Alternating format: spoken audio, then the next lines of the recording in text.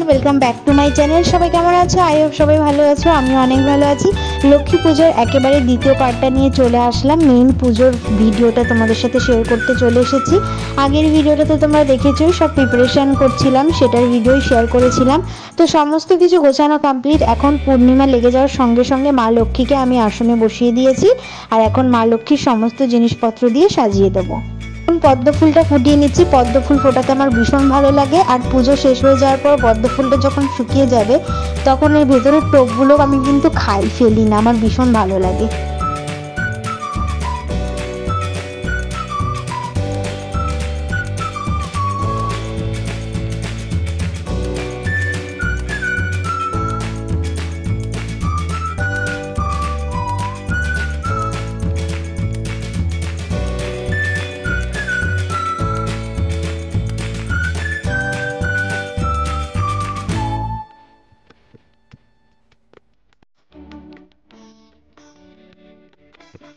পুজোয় যত রকমের ভোগের প্রয়োজন সমস্ত ভোগ কিন্তু মা রান্না করেছে একা হাতে। আজকে রান্নাঘরে আমি সেরকম কিছুই হেল্প করতে পারিনি, কারণ পুজোর এদিকে সবকিছু গোছাচ্ছিলাম, আর আলপনা দিতে দিতেও অনেকটা সময় লেগে গেছে। তাই ভোগের যত রান্না বান্না আছে সমস্তটা মা গুছিয়েছে। সেই জন্য আমি পুজোটা এত ভালোভাবে করতে পেরেছি। সবটা যদি নিজের হাতে করতে হয় না, তখন ভীষণ কষ্ট হয়ে যায় আর মেজাজ খিটখিটে হয়ে যায়। তারপরে আমি এখানে চলে এসেছি। এই শাড়িটা পরে পুজো করব। এটা হচ্ছে একদম নতুন শাড়ি, এখনো একদিনও পরা হয়নি। আর শাড়িটা পরার পরে আমি বুঝতে পারলাম শাড়িটা এত সুন্দর, যেমন সফট তেমন গ্লসি, আর মানে লুকটাও বেশ ভালো, সুন্দর, ক্লাসি ক্লাসি লাগছিল। মানে একেবারে হাইফাইও লাগছিল না, আর একেবারে খুব সাজুগুজুও লাগছিল না। আজকে লক্ষ্মী পুজোর জন্য এই কালারের এই শাড়িটা একদম পারফেক্ট আর সুন্দর ছিল। শাড়িটা অনেকটা সিল্ক বেনারসির মতো। তো আমি পুজো এখন একটা প্রণাম করে বসে পড়লাম, আর আজকে সমস্ত পুজোটা আমিই করেছি নিয়মবিধি মেনে। যতটা নিজে শিখেছি ততটাই আজকে আমি করার চেষ্টা করেছি। সবার প্রথমে মা লক্ষ্মীর ঘট পেতে দিলাম পঞ্চশস্য আর হচ্ছে পঞ্চগুড়ি, এগুলো সব পরপর দিয়ে দেবো। আর ঘটের ভিতর দিয়েছি একটা কাঁচা টাকা আর একটা হরিতকি, আর হচ্ছে আমের পল্লব, আর সাথে দিয়েছি একটা পান আর সুপারি। এখন আমি ঠাকুরের যে মানে থালাগুলো রেগুলার আমি পুজো দিই, সেগুলো দিয়ে যে ফলগুলো বানিয়েছি সেগুলো প্রত্যেকটা একটা একটা করে দিয়ে পুজোর সমস্ত কিছু গুছিয়ে নিচ্ছি। চলো ভিডিওটা দেখতে থাকো।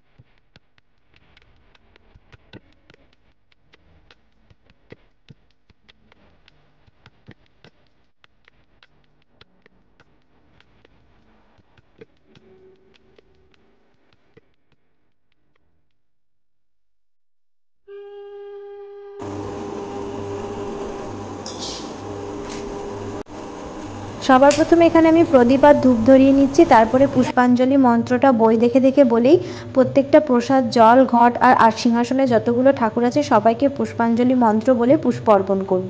পুষ্পাঞ্জলি মন্ত্রটা হয়ে যাওয়ার পর হাত জোড় করে আমি প্রণাম মন্ত্র পড়ে নেব। তারপর পড়ে নেব মা লক্ষ্মীর 108টা নাম।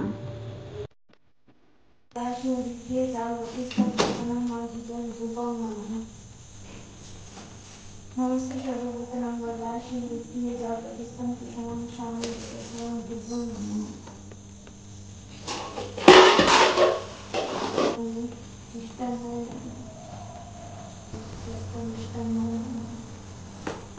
नमस्ते सर्वभूतानां वरदासि नित्यं यदा प्रतिष्ठं प्रसन्नं मां विद्याचरणं शिष्याय नमः। नमस्ते सर्वभूतानां वरदासि नित्यं यदा प्रतिष्ठं प्रसन्नं कामेभ्यः नमः।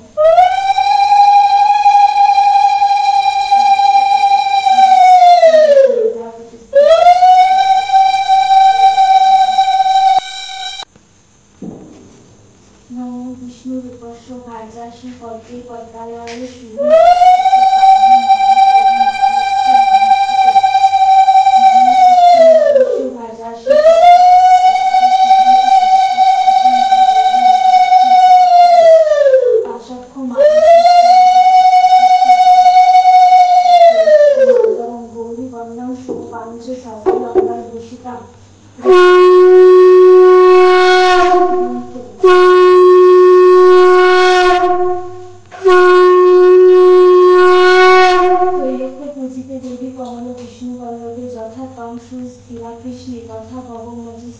ঈশ্বরী কমলায় লক্ষ্মীশ্বরা বুঝি স্বরূপ ক্রিয়া পদ্ম পদ্মালয়ে সম্পদ সৃষ্টি স্থিতি পদাধারিণী দ্বাদশিতানিনী নামিনী লক্ষ্মী স্বয়ং পূজ্যং জ পদে স্থিরা লক্ষ্মী ভয়ত্তস্য পুত্রা দারিদ্র্যং সহ। প্রণাম মন্ত্রটা সেরে ঘরের পুজোর মোটামুটি প্রস্তুতি করে চলে এসেছি তুলসীতলায় এখানে একটু প্রসাদ ধূপধুনো দিয়ে এখানে মা লক্ষ্মীকে একটু পুজো করে তারপরে ঘরে গিয়ে পড়বো মা লক্ষ্মীর 108টা নাম। তো মা লক্ষ্মীর 108টা নাম এই লক্ষ্মী পুজোর দিন পড়া খুবই জরুরি আর খুবই ইম্পর্টেন্ট, সেই জন্যই পড়েছি। আর এগুলো যে পুজোর নিয়মবিধি সমস্তটাই কিন্তু আমি ইউটিউব দেখেই শিখেছি, আর যতটা পেরেছি আমাদের বাড়িতে যে ব্রাহ্মণ মামা পুজো করতে আসতেন তাকে দেখেই শিখেছি।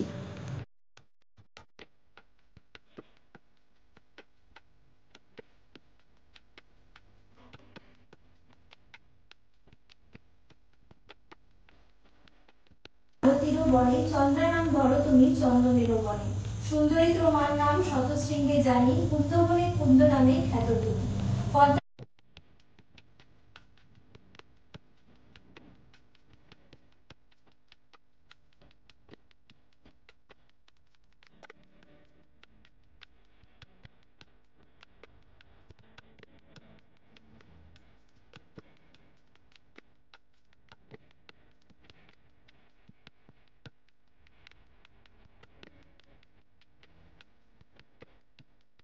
একশো 8তম নাম পড়া হয়ে গেলে মা লক্ষ্মীকে এখন পঞ্চপ্রদীপ ধরিয়ে আমি একটুখানি আরতি করে নেব।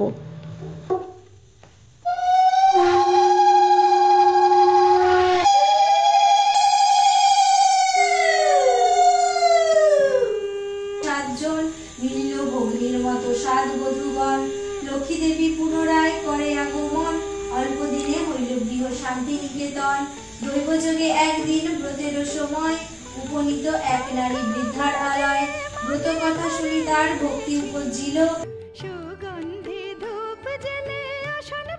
এবার বসেছি আমি মা লক্ষ্মীর পাঁচালি পড়তে। সবার প্রথমে আশ্বিন মাসের পাঁচালি পড়ব, তারপরে প্রত্যেক বৃহস্পতিবারে যে পাঁচালিটা পড়া হয় সেটাই পড়ব। আমরা প্রত্যেকবার কোজাগরী লক্ষ্মী পুজোয় ঠিক এরকম নিয়মেই পাঁচালি পড়ি।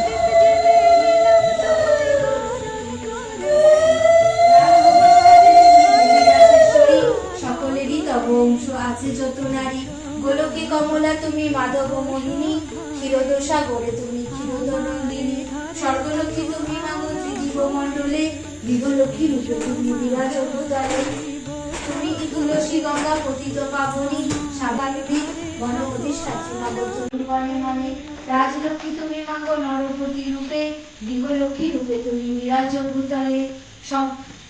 এই রূপে স্তব্ধ করি ভক্তিযুক্ত মনে, একাগ্র হৃদয়ে সাধু ব্রত কথা শোনে। ব্রতের হৃদয়ে সাধু সংসার হলো পূর্বের মতন, লক্ষ্মীব্রত নরলোকে কর প্রচালন, প্রতি গুরুবারে মিলে যত নারী গণে, পুজিয়া শুনিবে কথা ভক্তিযুক্ত মনে। এইভাবে মর্তধামে ব্রতেরও প্রচার।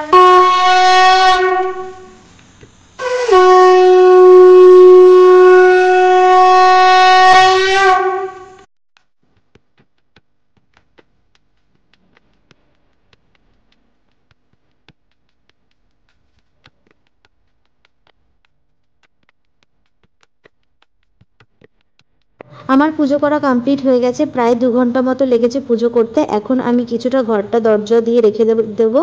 তো ঘরটা দরজা দিয়ে রাখার পর তারপরে চলে এসেছি প্রসাদ মাখাতে। আর আমাদের পুজো হতে হতে প্রায় 10টা মতো বেজে গেছিলো। তো প্রসাদ রেডি করার পর রাস্তা দিয়ে একটা কাকা যাচ্ছিলো, তাকে প্রসাদ দেওয়া হয়েছিল। আর বাড়ির পাশেই দুটো আন্টি, যে আন্টি দুটো খুবই ভালো, সবসময় আমাদের বাড়িতে যখনই ডাকি তখনই আসে। তাদের বাড়িতেও কালকে পুজো হবে, আমরাও প্রসাদ খেতে যাব। তো এই রাত্রেবেলা আন্টিদের খাওয়া দাওয়া হয়ে গেছে, শুয়েও পড়েছিল, কিন্তু ফোন করেছি যে পুজো হয়ে গেছে, তারপরে 2 আন্টি মিলে এসেছে আমাদের বাড়িতে প্রসাদ খেতে।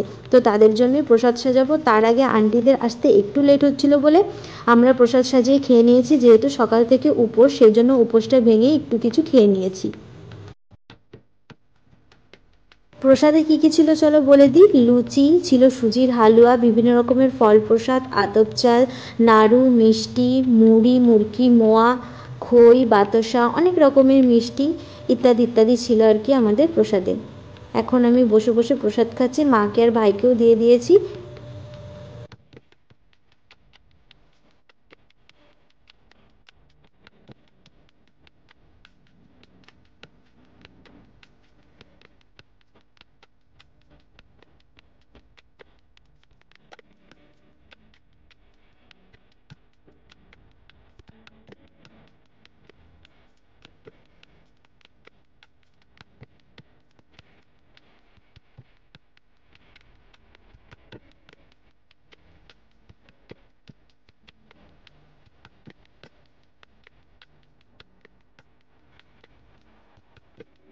আজকের ভিডিওটা তাহলে এই অবধি রাখছি। তোমাদের কেমন লাগলো আমাদের কোজাগরী লক্ষ্মী পুজো আজকের পুজোর ভিডিওটা, তো অবশ্যই একটা কমেন্ট করে জানিও। আর নতুন বন্ধু যদি প্রথম আমার এই ভিডিওটা দেখে থাকো, অবশ্যই চ্যানেলটা সাবস্ক্রাইব করে পাশে থেকো।